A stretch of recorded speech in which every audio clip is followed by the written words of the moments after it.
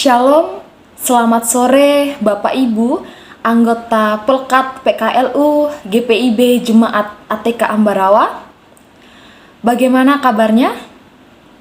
Saya harap Bapak Ibu semua dimanapun berada dalam keadaan yang sehat selalu. Sesuai dengan Sabda Bina Umat, Nats Alkitab kita pada hari ini terambil dari Injil Yohanes pasal 12 ayat 44 sampai 50 dengan tema fokus pada mengasihi.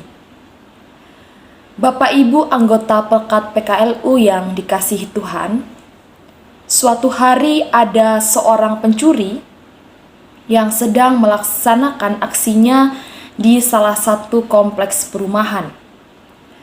Ternyata aksi yang dilakukan oleh pencuri ini diketahui oleh warga setempat dan alhasil pencuri ini tertangkap basah.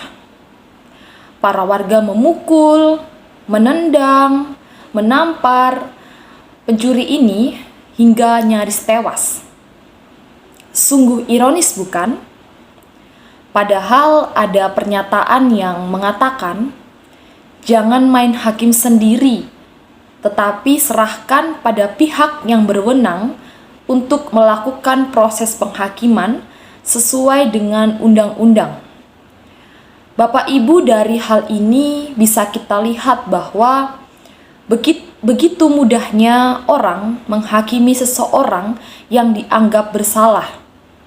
Maka dari itu, sesuai dengan firman Tuhan kita pada hari ini, kita diajak untuk melihat bagaimana sikap Yesus akan penghakiman. Bapak Ibu anggota Pelkat PKLU, perikop kita pada hari ini ialah mengenai pengajaran yang Yesus lakukan pada terakhir kalinya di Yerusalem.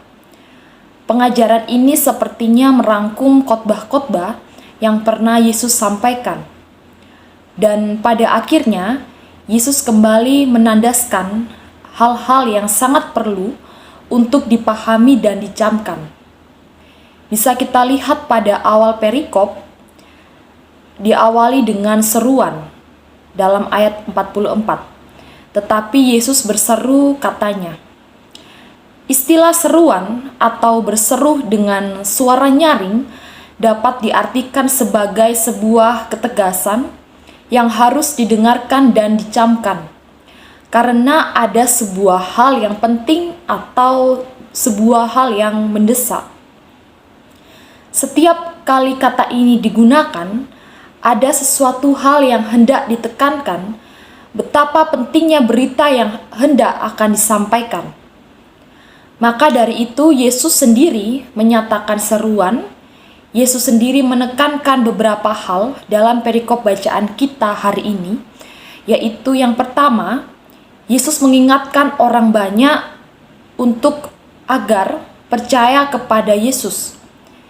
Yesus menegaskan bahwa orang-orang yang percaya kepadanya juga percaya kepada Dia yang mengutus Yesus, yaitu Allah Bapa. Kedua, Yesus memberitahu bahwa orang-orang melihat Dia juga sama halnya dengan melihat Bapa yang mengutus Yesus. Yang ketiga, tujuan Yesus datang ke dalam dunia ini adalah untuk menjadi terang di dunia yang penuh dengan kegelapan. Karena itu, siapa yang percaya kepada Dia, maka akan berada di dalam terang dan tidak akan lagi tinggal di dalam kegelapan. Dan keempat, yaitu pengajaran mengenai penghakiman. Penghakiman bahwa Yesus hendak menyampaikan kepada kita. Yesus sendiri berkata, "Aku datang bukan untuk menghakimi dunia, tetapi untuk menyelamatkannya." Bapak Ibu, hal ini berarti bahwa tugas utama dari Yesus ialah bukan untuk menghakimi atas dunia ini, melainkan untuk menyelamatkan dunia. Yesus sendiri telah mengatakan bahwa yang menjadi hakim dan berhak untuk menghakimi dunia adalah Bapanya yang ada di sorga. Bapa sendiri sebagai hakim atas dunia tidak ingin umatnya dihakimi. Oleh karena itu, Bapa kemudian mengutus putranya yang ada di dunia sebagai terang untuk menerangi jalan hidup manusia menuju pada kehidupan yang kekal dan terhindar dari penghakiman. Bapak Ibu yang dikasihi Tuhan, dalam Injil Yohanes, perikop bacaan kita hari ini mengungkapkan bahwa Yesus adalah utusan Allah Bapa untuk melaksanakan misi penyelamatannya. Hal ini diungkapkan dengan menjelaskan hubungan yang sangat erat antara Bapa dan Anak yang berkaitan dengan 3 aspek, yaitu barang siapa percaya kepada Yesus, percaya kepada Bapa. Barang siapa melihat Yesus, melihat Bapa. Dan barang siapa mendengar Yesus, mendengarkan Bapa. Jadi percaya, melihat, dan mendengarkan menggambarkan respon yang maknanya sama, yaitu bahwa ketika kita menerima Yesus, itu artinya kita juga menerima Bapa. Dari pengajaran yang Yesus sampaikan ini, maka muncul maksud dan tujuan bahwasannya seluruh karya Yesus yang ada di tengah-tengah dunia ini fokus pada pengampunan, pada pemulihan dan pembebasan yang kemudian akan menumbuhkan, akan menghidupi, dan memberkati kita umat manusia.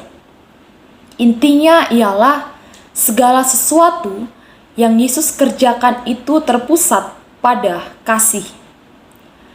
Kasih itu menerangi dan menyelamatkan. Tetapi kemudian mengapa manusia cenderung untuk menghakimi? Karena menghakimi itu adalah hal yang mudah.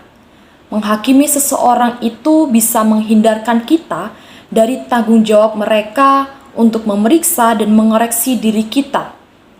Menghakimi itu dapat menyembunyikan kesalahan atau menutupi kelemahan kita. Karena dengan menghakimi, kita itu merasa lebih atau yang paling benar dari orang lain. Sepertinya, ketika kita menghakimi, bukan mengungkapkan tentang siapa orang yang kita hakimi, tetapi mengungkapkan diri kita yang sesungguhnya. Ketika kita menghabiskan waktu kita untuk menghakimi orang lain, kita tak punya waktu dan tenaga untuk saling mengasihi. Bapak Ibu, menghakimi ini mungkin erat kaitannya dengan kehidupan kita.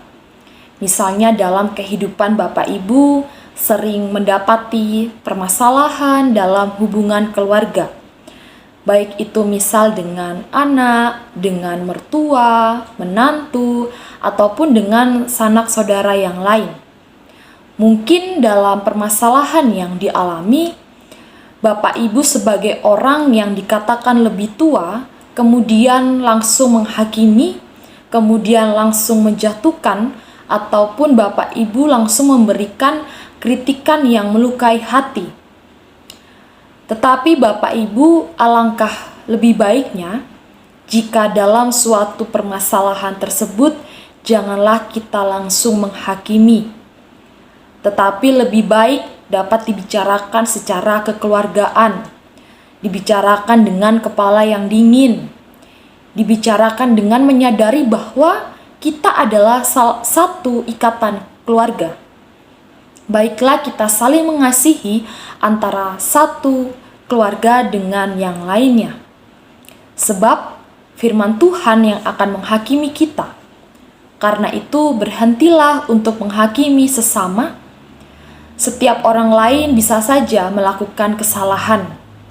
Setiap orang punya badai kehidupan yang tentunya kita tidak dapat memahami apa yang menjadi pergumulan mereka. Oleh karena itu, Kristus datang untuk mewujudkan kasih yang menyelamatkan. Kita dipanggil untuk mewujudkan karya Allah dengan menggunakan waktu dan energi dalam membangun relasi dengan sesama. Tugas kita adalah membawa terang dan mengasihi, bukan menghakimi. Tuhan Yesus menolong Bapak Ibu untuk senantiasa melakukan firman Tuhan dalam kehidupan sehari-hari. Amin.